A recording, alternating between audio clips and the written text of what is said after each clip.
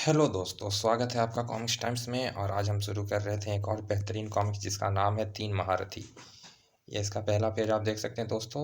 और अभी तक आपने हमारे चैनल को सब्सक्राइब नहीं किया दोस्तों तो प्लीज़ सब्सक्राइब कर दें, ताकि हम आपके लिए ऐसे ही अच्छी अच्छी कॉमिक्स अपलोड करते रहें और आप उन्हें इंजॉय करते रहें। चलिए शुरू करते हैं बिना समय गंवाए। तीन महारथी। सूर्यवर्त नगर के राजा ऋतुराज बहुत दयालु और न्यायप्रिय थे। उनके राज्य में प्रजा को सभी सुख सुविधाएं प्राप्त थी, लेकिन कोई संतान न होने के कारण स्वयं ऋतुराज और उनकी पत्नी सुमित्रा अत्यंत दुखी थे। प्रतिदिन राजा और रानी गंगा स्नान के लिए जाते थे।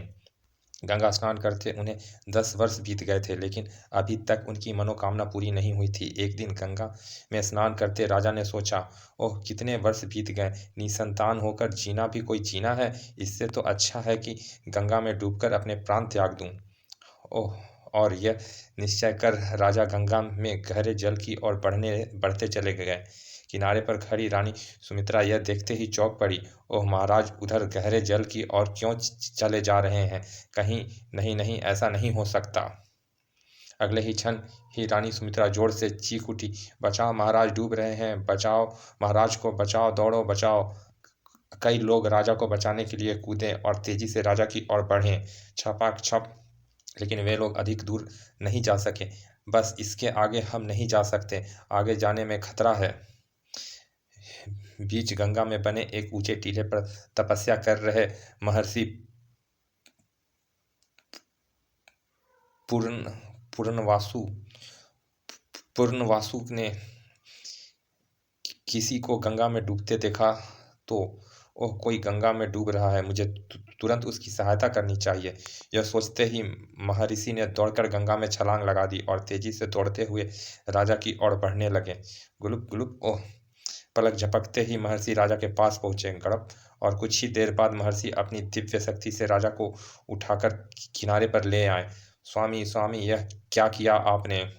कुछ देर बाद राजा को होश आया। महर्षि, आपने मुझे क्यों बचाया? मैं निसंतान रहकर जीना नहीं चाहता, मुझे मरने क्यों नहीं दिए? संतान तो अपने भाग्य से मिलते हैं राजन, और भाग्य पिछले जन्म के कर्म से बनते हैं। परंतु तुम्हारे भाग्य में जो संतान है राजन, एक नहीं तीन तीन पुत्र। लेकिन लेकिन क्या महर्षि? लेकिन 20 वर्षों तक तुम्हारे भाग्य में उनका सुख नहीं है। कुछ भी हो महाराज, मैं 20 वर्ष तक उनके सुख से वंचित रह लूंगा, लेकिन किसी तरह संतान होनी चाहिए। महर्षि ने गंगा से अपने कमंडल में जल भरा और किसी मंत्र का स्मरण करने के बाद राजा को देते हुए कहा, यह लो राजन, पूजा पाठ के बाद यह जल रानी को 3 घूंट पिला देना। तुम्हारे घर में 3 पुत्र उत्पन्न होंगे। और वे दोनों खुशी खुशी महल की ओर लौट गए। महल में पहुंचकर पूजा पाठ के बाद रानी ने 3 घूंट जल पिया और निश्चित समय पर रानी सुमित्रा ने 3 पुत्र को जन्म दिया। सुमित्रा, आज हम बहुत खुश हैं। समय फिर पंख लगाकर उड़ चला। तीनों राजकुमार बड़े हुए तो एक दिन। सुमित्रा, कल गंगा दशहरा है। इस अवसर पर हम तीनों राजकुमार को गंगा स्नान के लिए ले जाएंगे। हाँ महाराज, गंगा के आशीर्वाद से ही हमें 3 पुत्र प्राप्त हुए हैं। अगले दिन तीनों पुत्र के साथ राजा रानी गंगा स्नान के लिए चल दिए। कुछ ही देर में वे सब गंगा नदी के किनारे पहुंच गए। महाराज, यह तो बहुत भीड़ है, इन लोगों को हटाकर स्नान करना उचित नहीं। हम नाव द्वारा उस पार जाकर स्नान करेंगे, यही ठीक रहेगा। मैं अभी नाव का प्रबंध करता हूँ। परंतु तुरंत नाव का प्रबंध हो गया और राजा रानी और तीनों राजकुमार नाव में बैठकर दूसरे किनारे की ओर चल दिए। लेकिन में अभी वे बीच गंगा में पहुंचे थे कि तभी जोर से आंधी चलने लगी। मल्ला, आंधी में तेज लहरें से नाव डगमगा रही है, जल्दी से इसे वापस किनारे पर ले चलो। साए साए महाराज, आप संभल कर बैठे रहें, मैं नाव को किनारे की ओर ले चलता हूँ। कुछ ही क्षण में आंधी का वेग बहुत अधिक हो गया था। मल्लाह ने नाव को मोड़ना चाहा था कि तभी साए साए, ओह ओह, बचाओ। गंगा की तूफानी लहरों ने नाव डूब बुरी तरह थपेड़े खाने लगी। साए साए, ओह। और तभी एक भयंकर तूफानी लहर ने नाव को बहुत ऊंचा उछालकर पलट दिया। साए साए, ओह रानी, राजकुमार, बचाओ बचाओ माँ, अरे कोई राजकुमार को बचाओ बचाओ पिताजी। तीनों राजकुमार तेज लहरों के साथ वहां बह निकले। किनारे पर खड़े कुछ अंगरक्षक सैनिक नदी में कूदकर तेजी से आगे बढ़े, लेकिन तूफानी लहरें उन्हें आगे नहीं बढ़ने दिया। ओह ओह, भयानक तूफान! रानी जी, महाराज! सैनिक राजा और रानी की तो किसी तरह बचाकर किनारे पर ले आए, लेकिन उन बच्चों को कुछ पता नहीं चला। साए साए, महाराज, हम मेरे बच्चे को बचा लीजिए, नहीं तो मैं उनके बिना जीवित नहीं रहूंगी। हाय! धैर्य रखो सुमित्रा, सैनिक उन्हें नदी में ढूंढ रहे हैं, बच्चे अवश्य मिल जाएंगे। आखिर आखिर निराश होकर राजा रानी वापस लौट गए। उधर सूर्यवर्त नगर से बहुत दूर गंगा नदी के किनारे घने जंगल में महर्षि अगस्त्य शिव की आराधना कर रहे थे। ओम नमः शिवाय, ओम नमः शिवाय, ओम नमः शिवाय। महर्षि को आराधना करते कई वर्ष हो गए थे। एक दिन उनकी तपस्या से प्रसन्न होकर शिव ने उन्हें साक्षात दर्शन दिए। महर्षि, हम तुम्हारी आराधना शक्ति से आकर्षित होकर यहाँ आए हैं, बोलो महर्षि, तुम्हें क्या चाहिए? भगवान, मैं तो अपना जीवन आपकी आराधना में लगाना चाहता हूँ, लेकिन राक्षस राज संबासुर मुझे आराधना नहीं करने देता। संबरासुर, तुम्हारी मनोकामना पूरी होगी। मैं तुम्हें ऐसी दिव्य शक्ति प्रदान करूंगा जिसे तुम सभी राक्षसों का संहार कर सकोगे। उस शक्ति के तुम्हारे हाथ में रहते कोई तुम्हें पराजित नहीं कर सकेगा। लेकिन लेकिन क्या भगवान? तुम्हें यह दिव्य शक्ति एक महायज्ञ के बाद ही प्राप्त होगी। उस यज्ञ में ऐसी राजकुमारी पूर्णाहुति देगी जिसका जन्म स्वास्थी स्वास्थी स्वास्थी नक्षत्र में होगा। लेकिन तुम स्वयं उस राजकुमारी को नहीं लाओगे, कोई दूसरा लेकर आएगा। परंतु मुझे ऐसी राजकुमारी कहाँ मिलेगी? अभी नहीं, कुछ समय के बाद वह राजकुमारी राजकुमारी भास्कर नगर में जन्म लेगी। यह कहकर भगवान शिव अंतर्ध्यान हो गए। कुछ दिन बाद महर्षि अगस्त्य एक दिन ध्यान मगन बैठे थे कि उनके कानों में शिशु के रोने के स्वर सुनाई दिए। औ औ, अरे, किसी शिशु के रोने का स्वर गंगा की ओर से आ रहा है। महर्षि स्वर की दिशा में कुछ दूर आगे बढ़े ही थे कि अरे, नन्हा शिशु! महर्षि ने उस शिशु को गोद में उठा लिया। बहुत भाग्यशाली दिखाई देता है। भगवान शिव से दिव्य शक्ति प्राप्त करने में यह मेरी बहुत सहायता करेगा। उधर महाकाल वन में जादूगर कालनेमी सबसे शक्तिशाली जादूगर बनने के लिए अपने इष्ट देवता की वर्षों से निरंतर पूजा कर रहा था। जय महाकाल, जय महाकाल। आखिर एक दिन उनके इष्ट देवता ने प्रसन्न होकर उससे पूछा, कालनेमी, हम तुम्हारी पूजा से बहुत प्रसन्न हैं, बोलो तुम क्या चाहते हो? हे जादूगरों के देवता, मुझे ऐसी कोई जादुई शक्ति दो जिससे मैं दुनिया का सबसे बड़ा जादूगर बन सकूं, कोई भी मुझे नहीं मार सके। कालनेमी, मैं तुम्हें सबसे शक्तिशाली जादूगर बनने के लिए महाकाल शक्ति दूंगा, लेकिन उसके लिए तुम्हें स्वाति नक्षत्र में जन्म लेने वाली किसी राजकुमारी की बलि देनी होगी, और तुम उस राजकुमारी को स्वयं उठाकर नहीं लाओगे। यदि तुमने ऐसा किया तो तुम्हारी जादुई शक्ति नष्ट हो जाएगी।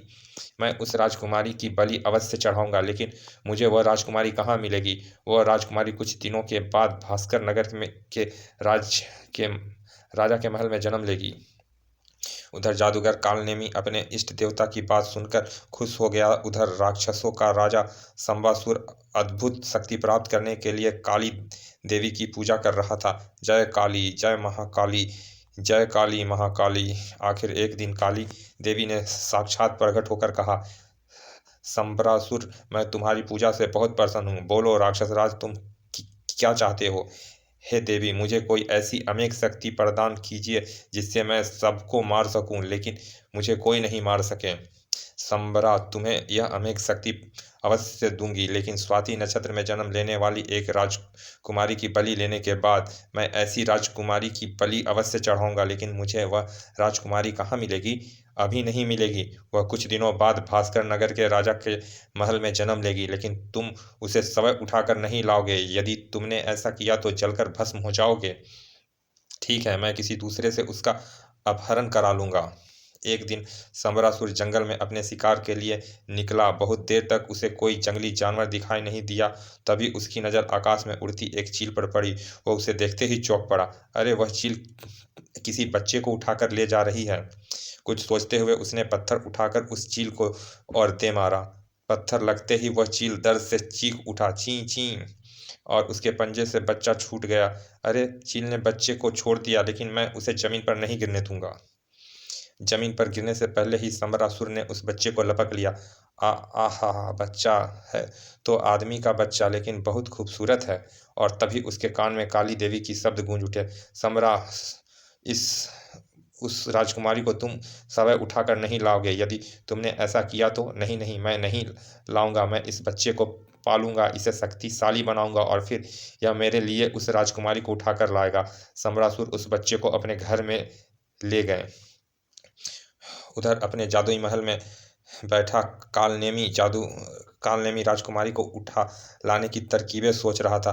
देवता ने कहा था कि राजकुमारी को मैं स्वयं उठाकर नहीं ला सकूंगा, तो ठीक है, मैं किसी बच्चे को पालकर बड़ा करूंगा, उसे खूब जादू सिखाऊंगा, और फिर वे मेरे लिए राजकुमारी को उठाकर लाएगा। लेकिन ऐसा बच्चा मुझे मिलेगा कहाँ? और फिर अगले क्षण ही वो खुशी से नाच उठा। अरे, बच्चे का पता लगाना क्या मुश्किल है। उस बच्चे का पिता तो मुझे यह जादुई दर्पण उस बच्चे का पता तो मुझे यह जादुई दर्पण बताएगा। तभी, हे जादुई दर्पण, मुझे कोई ऐसा बच्चा दिखा जिसे पालकर मैं अपनी मनोकामना पूरी कर सकूं। अगले ही क्षण दर्पण में गंगा के किनारे लेटे एक बच्चे का चित्र उभर आया। उस बच्चे को देखते ही कालनेमी खुशी से उछल पड़ा। यह छोटा बच्चा अवश्य ही मेरी मनोकामना को पूरी करेगा। मैं इसे अभी उठाकर ले आता हूँ। लेकिन अगले ही क्षण कालनेमी दर्पण में कुछ देखकर चौंक पड़ा। अरे, यह क्या? एक शेर उस बच्चे की ओर बढ़ रहा है। अगर यह उस बच्चे को मारकर खा गया तो मुझे महाकाल शक्ति कैसे मिलेगी? नहीं, मैं इस बच्चे को बाल विवाह का नहीं होने दूंगा। यह सोचते ही कालनेमी ने अपनी जादुई शक्ति से तुरंत एक मगर बनाया, और ओ मेरे जादुई मगर, उस शेर को अपना शिकार बनाकर बच्चे की सुरक्षा कर। जंगल का राजा शेर अभी बच्चे पर झपट पाता कि पीछे से दौड़कर मगर ने शेर की टांग पकड़ ली। दहाड़! मगर उसे खींचते हुए नदी के लहरे जल में ले गया। उसी समय कालनेमी नदी किनारे प्रकट हुआ और उसने बच्चे को उठा लिया। आहाहा, अब मैं इस बच्चे को पाल कर बड़ा करूंगा, और फिर इसे जादू सिखाकर शक्तिशाली बनाऊंगा। फिर यह मेरे लिए उस राजकुमारी को उठाकर लाएगा, और वो उस बच्चे को अपने महल में ले गया। उधर उधर भास्कर नगर के राजा विभाकर की रानी सुपर्णा ने एक राजकुमारी को जन्म दिया। राजा ने अपने कुलगुरु से उस लड़की के भविष्य के संबंध में पूछा।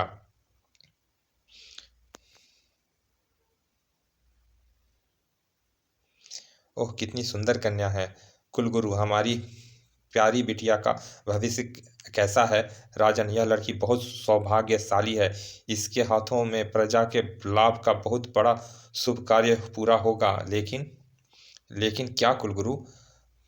15-16 वर्ष की आयु में राजकुमारी पर अनेक संकट आएंगे, लेकिन इसको कोई हानि नहीं पहुंचेगी।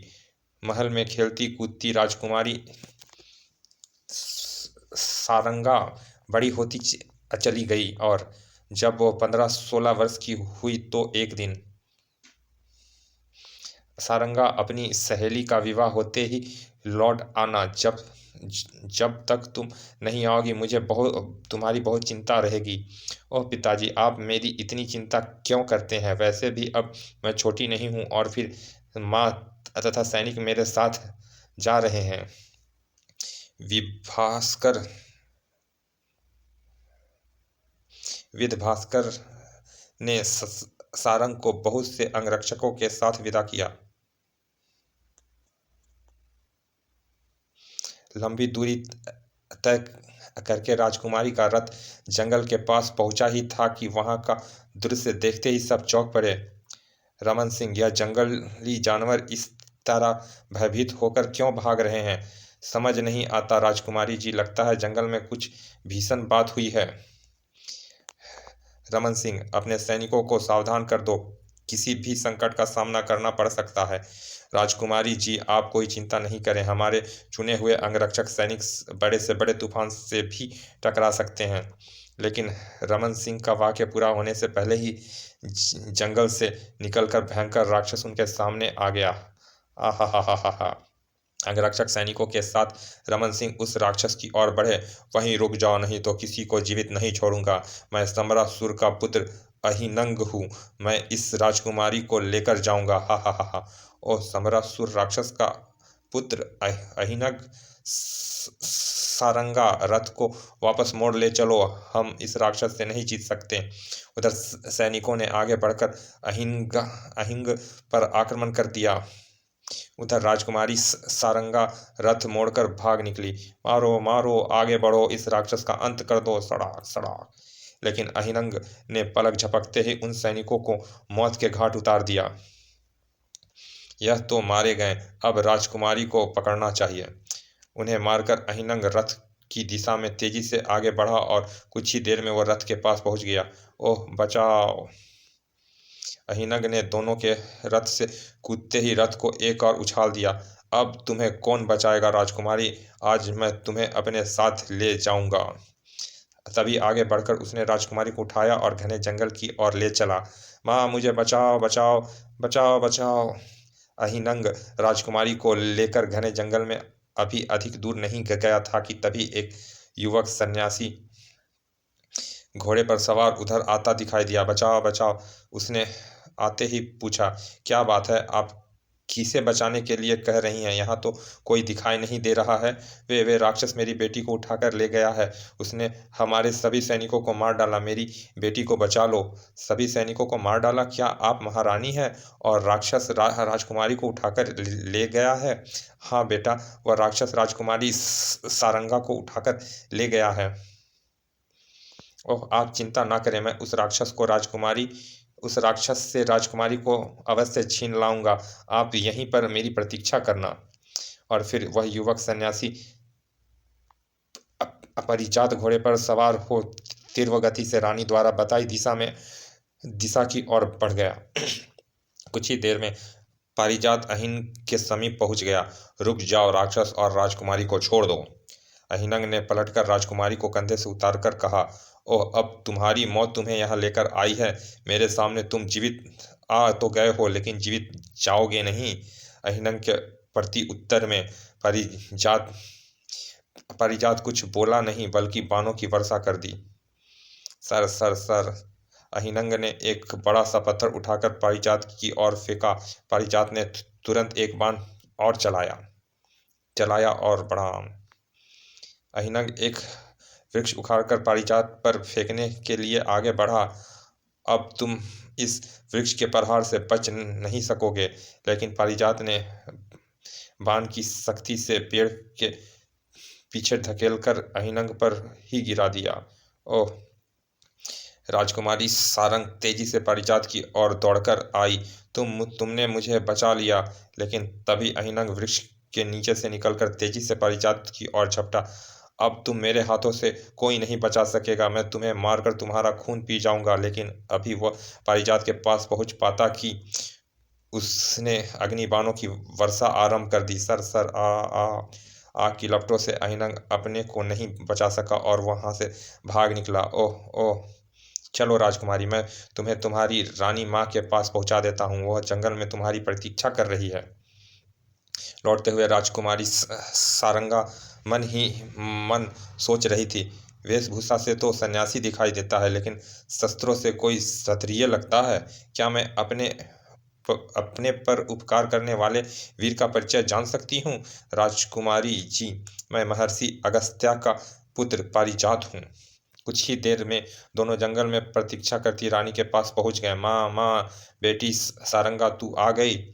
और फिर राजकुमारी सारंगा ने रानी को अहिनंग को युद्ध में परास्त कर मार भगाने की पूरी कहानी सुना दी। माँ, और इस तरह पारिजात ने उस राक्षस को पलक झपकते ही मार भगाया। सच पारिजात, तुम बहुत शक्तिशाली हो। तुम हमारे साथ महल में चलो, महाराज तुमसे मिलकर बहुत खुश होंगे। महारानी जी, मैं आपके साथ महल में नहीं जा सकूंगा। आपको नगर की सीमा पर पहुंचाकर मुझे शीघ्र ही वापस लौटना होगा, नहीं तो मेरे पिता महर्षि अगस्त्य बहुत चिंता करेंगे।